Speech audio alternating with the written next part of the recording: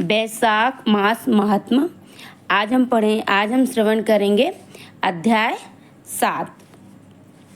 नारद जी बोले, मिथिलापुरी का धर्मात्मा राजा इस अद्भुत चरित्र को देख हाथ जोड़ सुख पूर्वक बैठे हुए ब्राह्मण से कहने लगा, हे महात्मन, मैंने यह बड़ा अद्भुत तथा आश्चर्यजनक चरित्र देखा, जिनके धर्म के प्रताप से इक्ष्वाकु वंशीय राजा की मोक्ष हो गया। इस धर्म को विस्तार से कृपा कर मुझे सुनाइए। राजा के प्रश्न को सुनकर महात्मा सुखदेव धन्य हैं कह राजा की प्रशंसा करते हुए बोले, हे सौम्य शुभ भगवत धर्मों का वर्णन मैं तेरे आगे करता हूँ। इसको जान लेने से प्राणी सांसारिक जन्म आदि बंधनों से छूट जाता है। बैसाख मास में जो धर्म है, जैसे जल का घड़ा देना, प्याऊ लगवाना, मार्ग में छाया करना, बावड़ी, कुआं, तालाब, धर्मशाला बनवाना, सूर्योदय से पहले प्रतिदिन स्नान करना, मधुसूदन भगवान का सुगंधित कोमल पुष्पों से पूजन करना, कथा सुनना, मार्ग से थके हुए को हवा करना, श्रम को दूर करने वाला गोरस, गुड़ का शरबत पिलाना, जूता, खड़ाऊ, छतरी, पंखा, तिल, शहद, ईख गन्ने का रस, कपूर, कस्तूरी, चंदन, सुगंधित वस्तु, शैया, खाट, फल, दही, नैवेद्य इत्यादि दान करना, गऊओं को घास डालना, अन्न दान करना इत्यादि, शरीर पर तेल आदि ना मलना, पत्ते पर भोजन करना, यह सब धर्म बैसाख मास में उत्तम है। स्त्रियों को माधव भगवान का पूजन फूलों से करना चाहिए। ऐसा ना करने से पुत्र, आयु तथा पति सुख प्राप्त नहीं होते।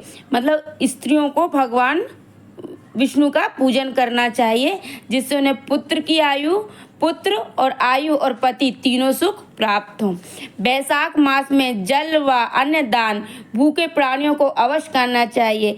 ना करने से पशु और पिशाच की योनि मिलती है। हे राजन, अन्न दान ना करने से एक अद्भुत कथा तेरे सामने कहता हूँ। रेवा नदी के किनारे मेरे पिता पिशाच होकर भूख प्यास के मारे शिथिल होने से उनकी क्षुधा और तृष्णा बढ़ गई। छायाहीन सेवल के वृक्ष के पास अन्न ना मिलने के कारण अपना ही मांस खाने से कंठ के बीच में मांस खड़ा हो गया। कंठ नली का छिद्र सूक्ष्म हो जाने से पीड़ा के कारण प्राण जाने का भय था। कुआं, बावड़ी, शीतल जल को विष समझते थे।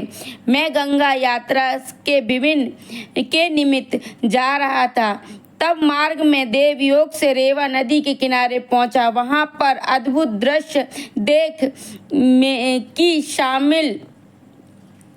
शामली के वृक्ष की जड़ में एक पिशाच भूखा प्यासा चिल्लाता हुआ अपना मांस खा रहा है।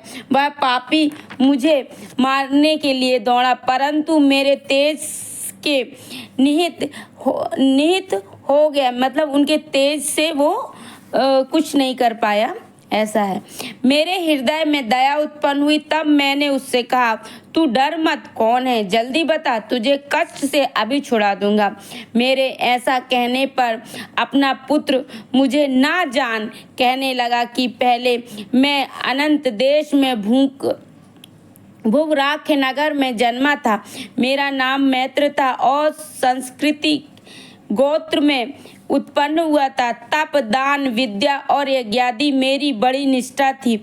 मैंने संपूर्ण विद्या पढ़ी और पढ़ाई, संपूर्ण तीर्थों में स्नान किए। हे अंग, मैंने भिक्षा के लोभ से बैसाख मास में अन्न का दान नहीं किया, जिससे विचार होता है कि इसी कारण मुझे पिशाच की योनि मिली है। अब मेरे घर पर श्रुतदेव का पुत्र है, जो बड़ा ख्यातिवान है, उससे मेरी दशा कह देना कि तेरा पिता अन्न दान ना करने से स्वर्ग नहीं गया और नर्मदा नदी के तट पर बड़ा दुखी हो अपना ही मांस खाकर वृक्ष की जड़ में पिशाच बना बैठा है। अतः पिता को पिशाच योनि से छुड़ाने के लिए वैशाख मास में प्रातः काल मेरा तर्पण करे और किसी ब्राह्मण को अन्न दान करे, जिससे मैं विष्णु पद को प्राप्त हो जाऊं।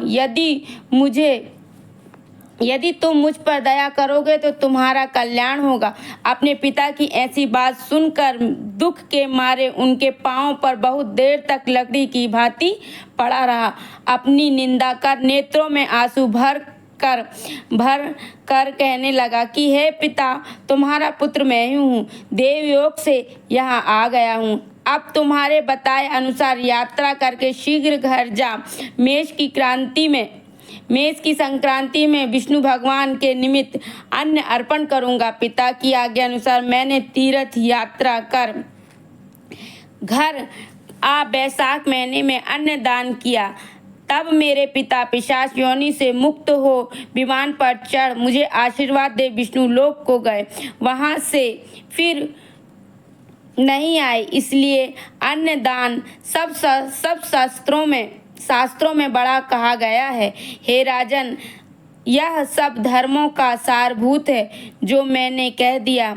अब और किस बात को सुनने की इच्छा है तेरी, सो पूछ, मैं तुझसे वही कहूँगा।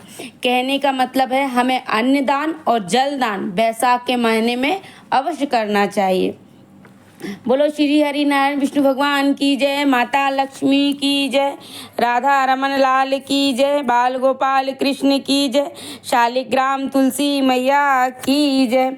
मिलते हैं आपसे अगले अध्याय में। जब तक जय श्री कृष्ण।